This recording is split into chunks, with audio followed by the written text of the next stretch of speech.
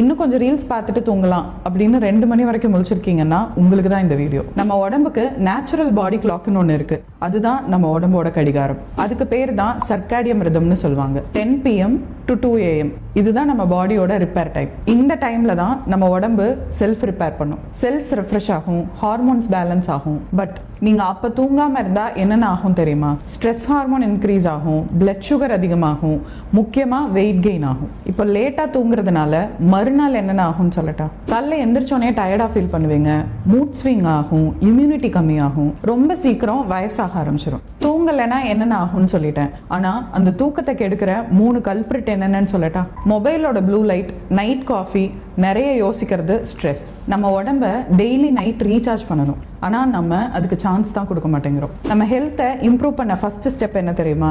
நம்ம ஸ்லீப் டைமை ரெகுலேட் பண்ணுறது. ஃபோனுக்கு நைட் சார்ஜ் போடுறீங்க, ஆனால் உங்கள் உடம்புக்கு ரைட் டைமில் சார்ஜ் போடாமல் டார்ச்சர் பண்ணுறீங்க.